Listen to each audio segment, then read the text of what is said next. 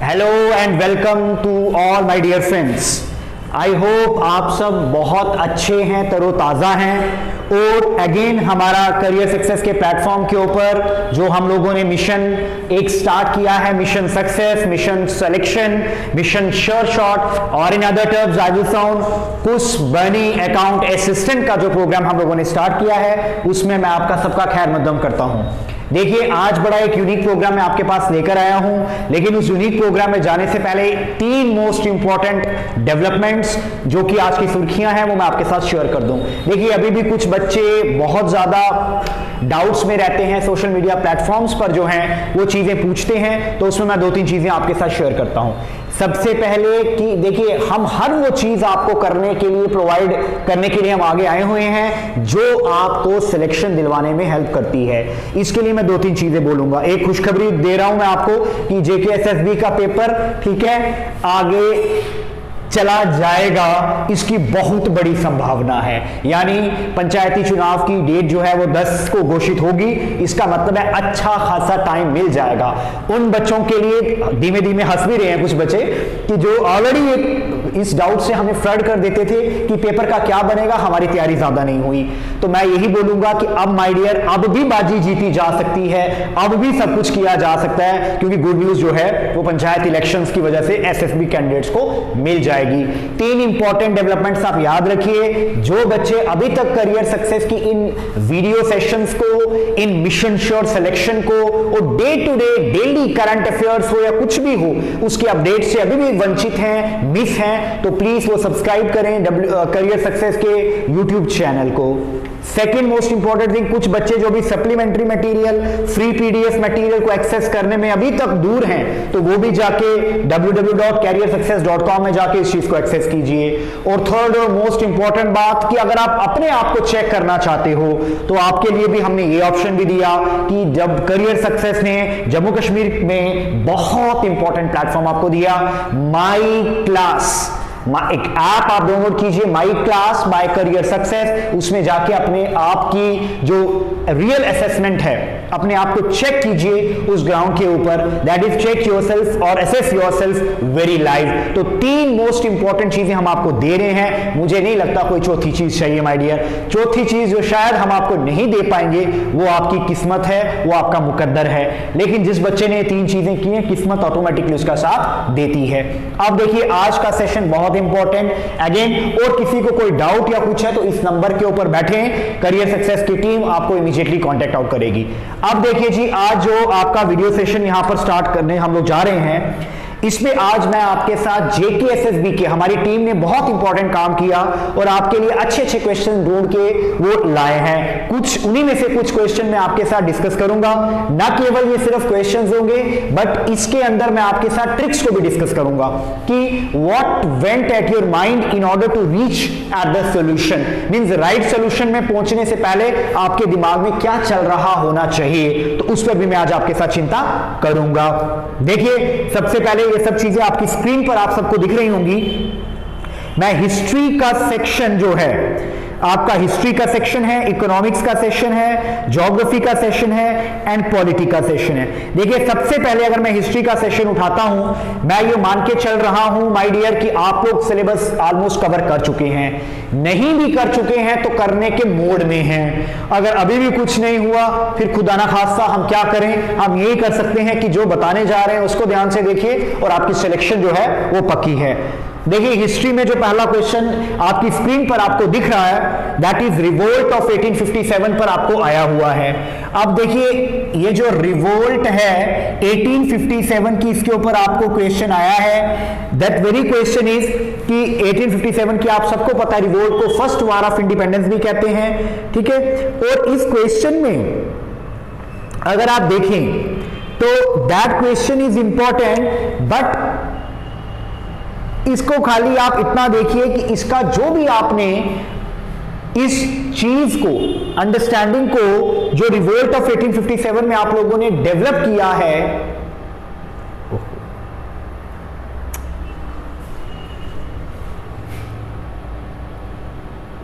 ठीक है। तो देखिए, हम लोग 1857 रिवोल्ट करवा रहे हैं। एक चीज मैं आपको बता दूं, ये सभी क्वेश्चन जेकेएसएसबी में ऑलरेडी पूछे गए हैं।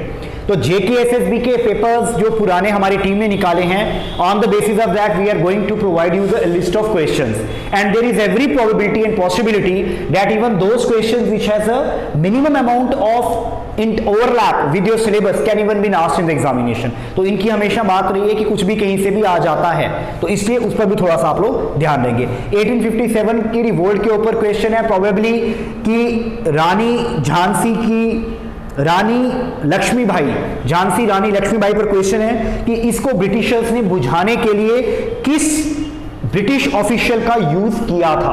देखिए ये एक बड़ा फैक्चुअल सा क्वेश्चन है, लेकिन अगर आप देखें तो इसमें the right answer is basically General O'Neill, Campbell, Henry Lawrence and last is Hugh Rose. देखिए अब इसमें क्योंकि ये बड़ा फैक्चुअल किस्म का क्वेश्चन है, तो मैं अगर आपको क्रैम भी करना है तो याद रखिए रोज, ठीक है, रानी लक्ष्मीबाई जो थी उनके लिए आप याद रखिए कि उनको गुलाब बहुत पसंद था, she love roses, so therefore the answer would have been rose. तो this could be the only trick to understand और to learn that one liner, ठीक है। उसके अलावा अगर आप अगला क्वेश्चन देखें तो इसी सीरीज में अगला क्वेश्चन आपके पास है। इसके बाद जो अगला क्वेश्चन है वो आपको डिफरेंट इवेंट्स को सीक्वेंस में लगाना है, Cripps mission, cabinet mission, quit India mission. देखिए इस पे भी आपको सिर्फ एक पता होना चाहिए, क्विट इंडिया मूवमेंट सबसे लास्ट में आया था 1942 में, आपको इतनी बात पता है। तो जब ये सबसे लास्ट में आया था सीक्वेंस ऑफ इवेंट्स में, तो इसका क्या मतलब है, अगर वो लास्ट में आया है तो यानी 42 में वो आया है, तो आप इन आंसर्स में ये ढूंढने के बजाय ये ढूंढिए कि क्विट इंडिया मिशन कब सबसे लास्ट में है। एक ही आंसर आपकी स्क्रीन के ऊपर, that is C would be the most probable answer, क्योंकि उसी में सिर्फ लास्ट में ये चीज लिखी हुई है, ये आप याद रखिए। फिर अगर आप अगला क्वेश्चन देखेंगे, अगेन 1857 रिवोल्ट में आया है, ठीक है। तो इस क्वेश्चन को भी आप देखिए, इमीडिएट कॉज क्या था लड़ाई लगने का।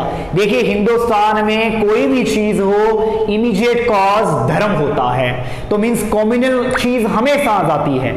आप छोटी से छोटी चीज कर दो, चाहे वो कितनी भी एडवांस स्टेट्स क्यों ना हो, मुंबई, महाराष्ट्र, बेंगलोर, कर्नाटका, और बैकवर्ड स्टेट बिहार और यूपी क्यों ना हो, हर जगह धर्म जिंदाबाद। तो इस क्वेश्चन में 1857 रिवोल्ट में देखा जाए तो सबसे करेक्ट ऑप्शन कौन है, तो जहां पर कोई ना कोई कॉम्युनल एंगल इन्वॉल्व होगा, तो on that purpose answer D would be the most appropriate, ठीक है, ये आप याद रख लीजिए। नेक्स्ट क्वेश्चन अगर आप देखो कि स्वदेशी मूवमेंट वाज ऑफिशियली प्रोक्लेम, आप सबको पता है स्वदेशी मूवमेंट आई है। अब स्वदेशी मूवमेंट प्रोक्लेम हुई है on the basis of whom.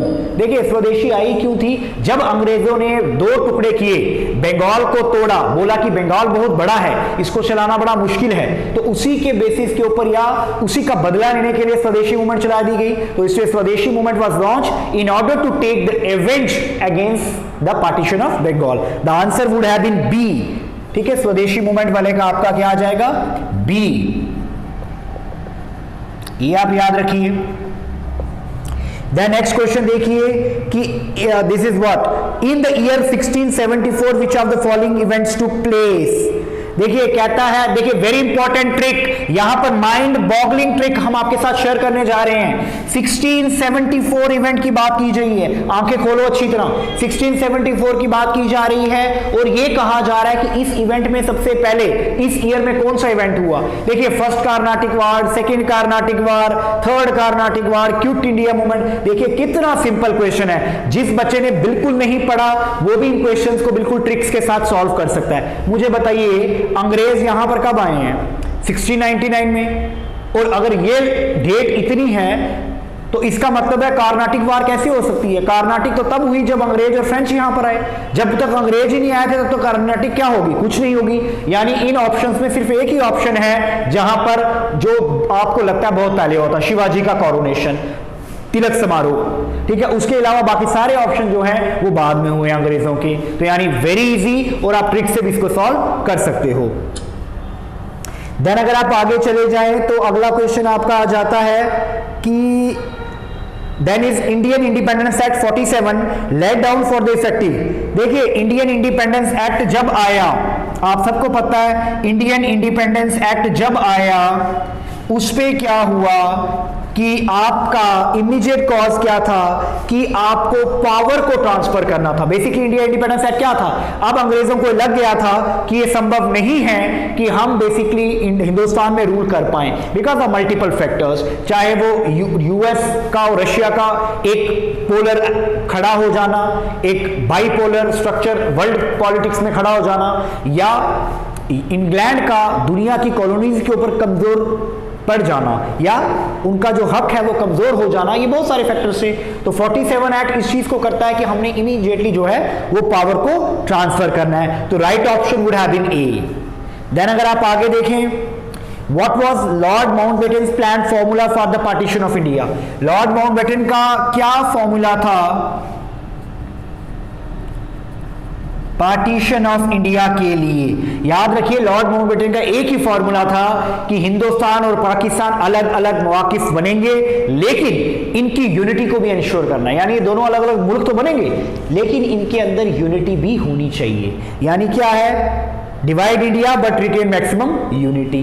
तो that would be number 1 a probable answer.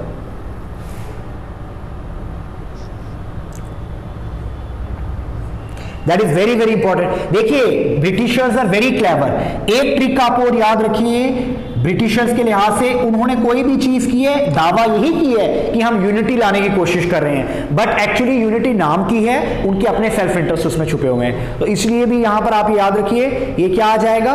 Lord Mountbatten's plan formula for the partition of India was divide India but retain maximum unity. That is you should make